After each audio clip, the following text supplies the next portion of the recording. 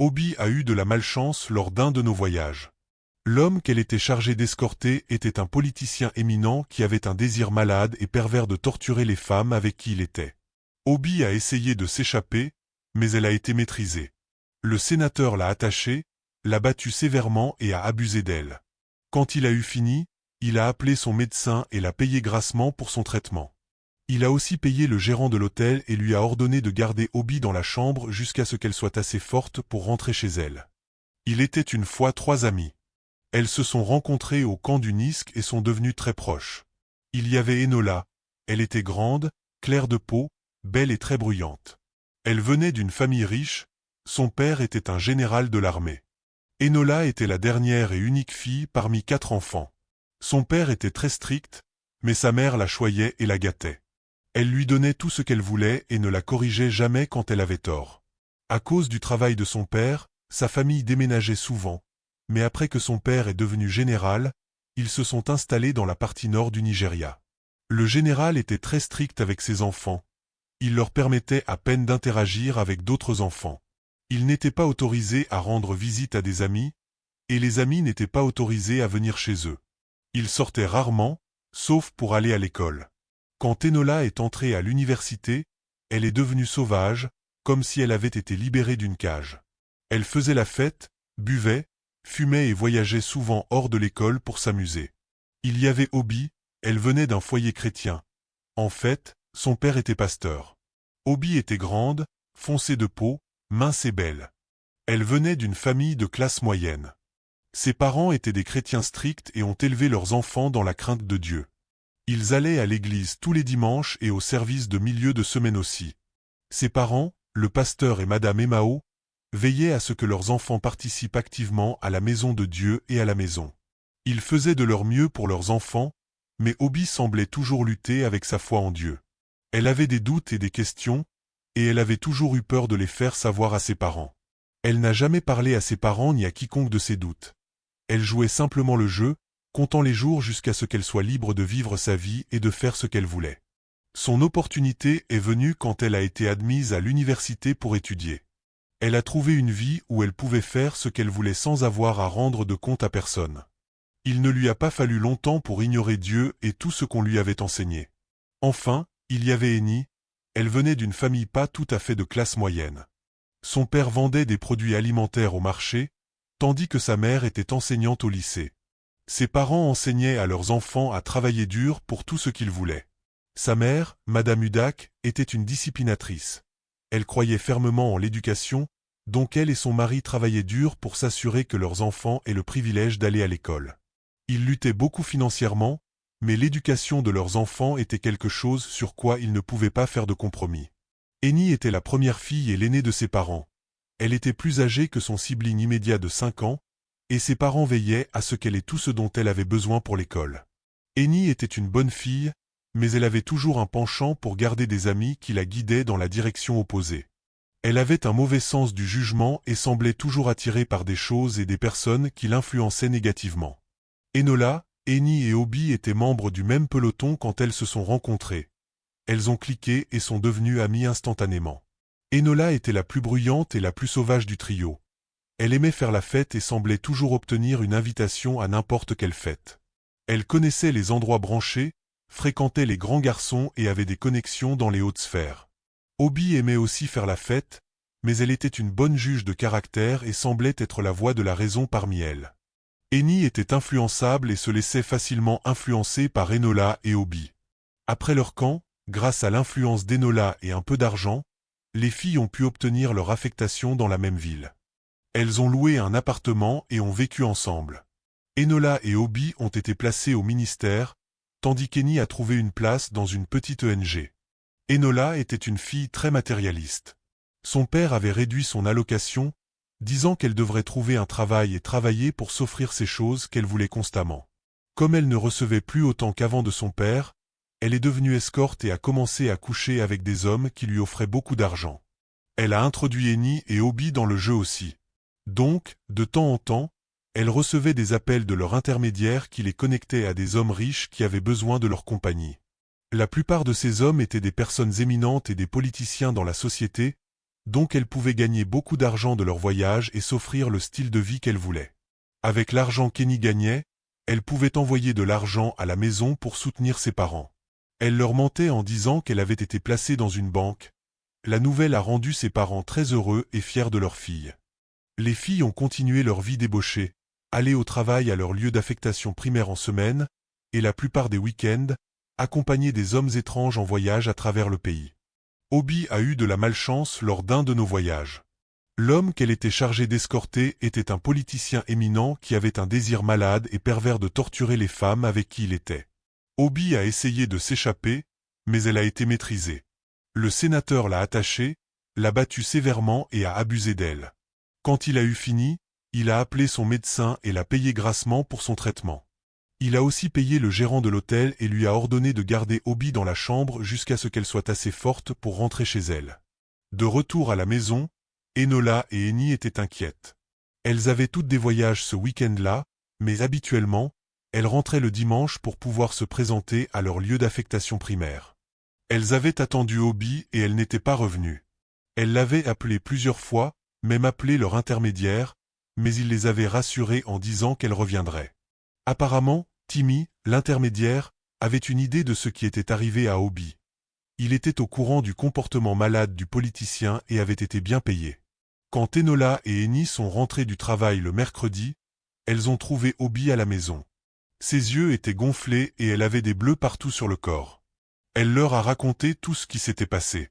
Elles ont réfléchi à ce qu'elles pouvaient faire, mais elles ne pouvaient pas signaler à la police parce que cela aggraverait les choses et impliquerait leurs parents et le NISC.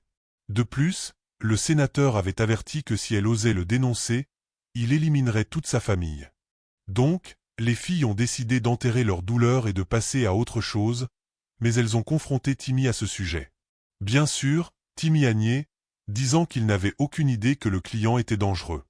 C'était la dernière fois qu'Obi partait en voyage en tant qu'escorte. Elle a essayé de convaincre Enola et Eni d'arrêter, mais Enola était déjà trop impliquée dans le jeu. Elle a dit à Obi de ne pas s'inquiéter pour elle, qu'elle pouvait se débrouiller seule. De plus, l'argent qu'elle gagnait de ses voyages lui permettait de financer son style de vie, et elle ne se voyait pas arrêter avant d'avoir assez d'argent pour faire autre chose. Eni, en revanche, avait peur. Elle ne voulait pas subir le même sort qu'Obi, mais elle était déjà accro. L'argent était bon, sa famille dépendait d'elle. Comment était-elle censée dire à ses parents qu'elle avait menti sur son placement à la banque, qu'elle travaillait pour une ONG qui lui payait moins de 10 000 Nera par mois? Donc, Enola et Eni ont continué à escorter des hommes étranges en voyage et ont gagné plus d'argent. Obi a réalisé qu'elle avait péché contre Dieu et est revenue à lui en prière. Elle s'est concentrée sur son travail au ministère et a donné sa vie au Christ. De temps en temps, elle suppliait ses amis d'abandonner le style de vie qu'elle menait. Elle essayait de prêcher et de les inviter à l'église, et chaque fois qu'elle essayait, Enola et Eni se disputaient avec elle. Elles ont commencé à s'irriter d'elle. Enola, une fois, est allée jusqu'à lui demander de trouver un autre logement si leur façon de vivre la dégoûtait tant. Et Obi a envisagé de partir, mais une grande partie d'elles voulait rester au cas où elles auraient besoin d'elle. Donc, les filles ont continué à vivre ensemble, se tolérant mutuellement. Obi a arrêté de les embêter et a simplement prié pour elle à la place. C'était 2 mois avant leur fin de NISC.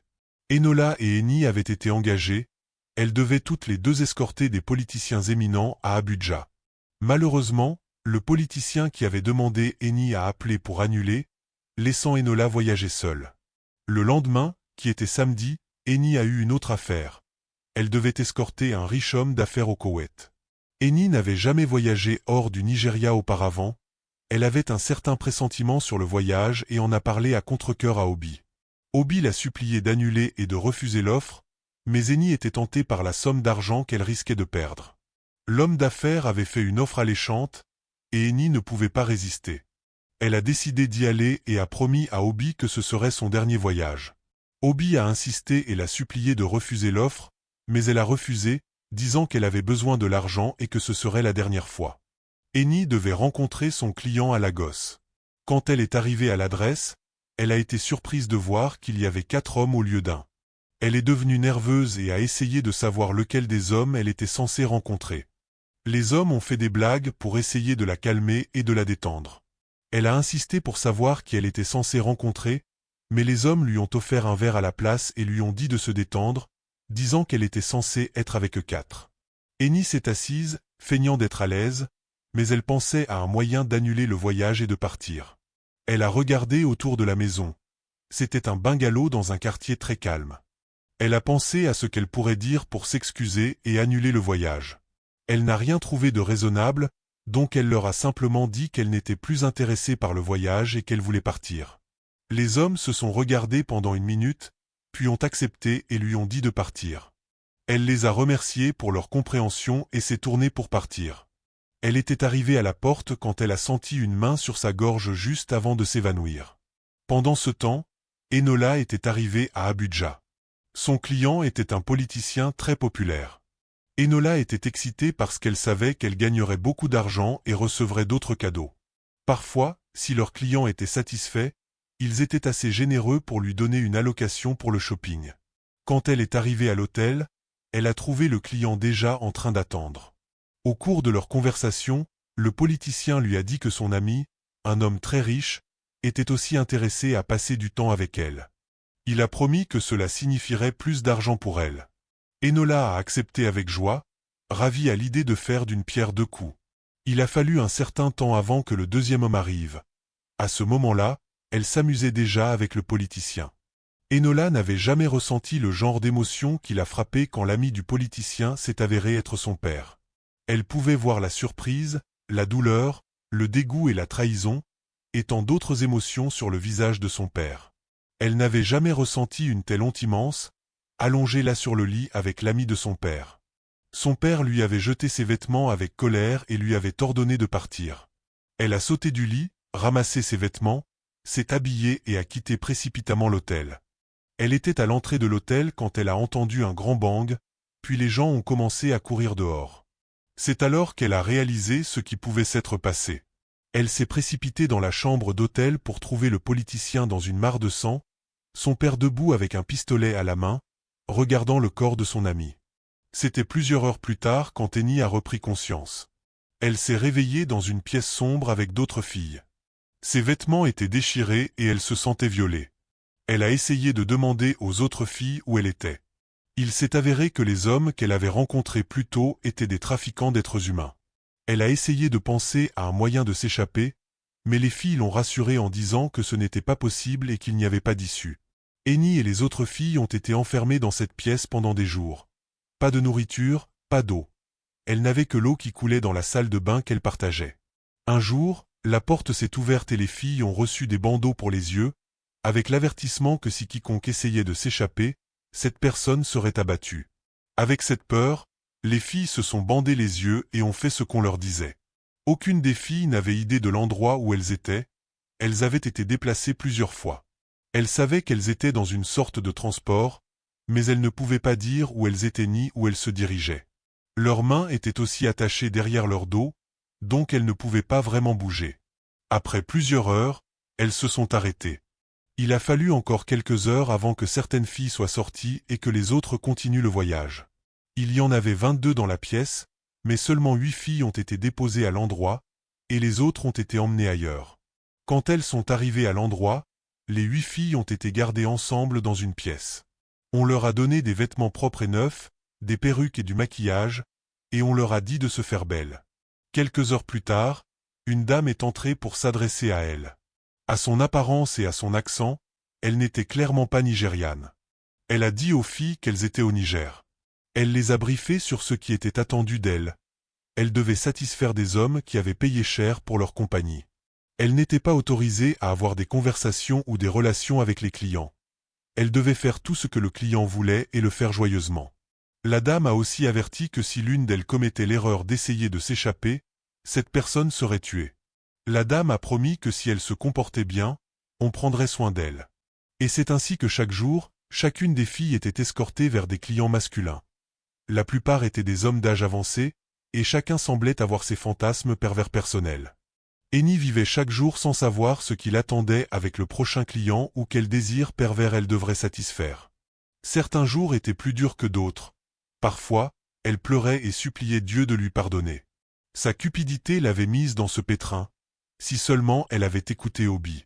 Elle pensait à ses parents et à ses siblings, au sacrifice qu'ils avaient fait pour l'envoyer à l'école. Ils la cherchaient probablement et n'avaient aucune idée de ce qui s'était passé, sauf si Obi leur donnait des informations. Enola est rentrée chez elle brisée et dévastée. Obi a essayé de la consoler. La direction de l'hôtel avait appelé la police, et son père avait été placé en garde à vue. L'armée prendrait probablement le relais à partir de là. Sa mère avait appelé, exigeant qu'elle rentre à la maison, mais elle avait été trop honteuse pour affronter sa famille. Sa mère était si brisée de penser que sa fille unique n'était pas à son lieu d'affectation primaire, mais plutôt en train de galvauder avec des hommes étranges à travers le Nigeria, et que son mari fréquentait et couchait avec des jeunes filles assez âgées pour être sa fille. La nouvelle s'était répandue à travers le pays et même au-delà des frontières internationales. Des mois avaient passé, les filles avaient terminé leur NISC, et Eni n'avait toujours pas été retrouvée. Enola et Obi avaient été interrogées plusieurs fois par la police, et elles avaient donné toutes les informations qu'elles avaient. Timmy, l'intermédiaire, avait été arrêté et était toujours en détention. Il prétendait ne jamais rencontrer les clients en personne, il communiquait seulement par téléphone. Cela faisait 2 ans depuis l'enlèvement d'Eni. Elle avait essayé de s'échapper quelques fois, mais son propriétaire l'avait pardonné, disant qu'il ne serait pas si miséricordieux la 3e fois. Eni s'est réveillée un matin en sentant que tout espoir de rédemption était perdu, et franchement, elle avait accepté son sort, attendant le jour où elle mourrait ou serait libérée. Elle s'est préparée et habillée pour son premier client de la journée. Elle avait tout vu. Elle avait été droguée par des clients, battue par certains, brutalement ravagée par d'autres. Elle était devenue une ombre, son âme existant hors de son corps, comptant les jours jusqu'à ce qu'elle rende son dernier souffle. Et ce jour est arrivé. Le client, un homme dans la fin de la 50aine, l'avait injectée. Elle a accueilli l'euphorie, puis il n'y a eu rien, juste l'obscurité qui l'enveloppait. 3 ans avaient passé depuis qu'Eni avait été vue pour la dernière fois. Sa famille avait accepté son sort et avait continué. Le général avait été jugé pour homicide involontaire et condamné à la prison à vie. Timmy, l'intermédiaire, avait été accusé de trafic d'êtres humains et condamné à 10 ans de prison avec travaux forcés et une amende de 1 million de Naira. Enola ne pouvait pas se pardonner. Elle a quitté le pays et n'est jamais retournée chez sa famille. Obi est devenue ferme dans sa foi en Dieu. Elle a reconnu que Dieu lui avait permis de vivre ce qu'elle avait vécu pour la rapprocher de lui. Elle a rejoint une ONG qui luttait contre le trafic d'êtres humains et voyageait à travers le pays et internationalement, parlant aux jeunes filles, partageant son expérience. Leçon à tirer de cette histoire, il y a un chemin qui semble droit à l'homme, mais dont l'issue est la voie de la mort. Proverbe 14h12. L'âme qui pêche, c'est elle qui mourra.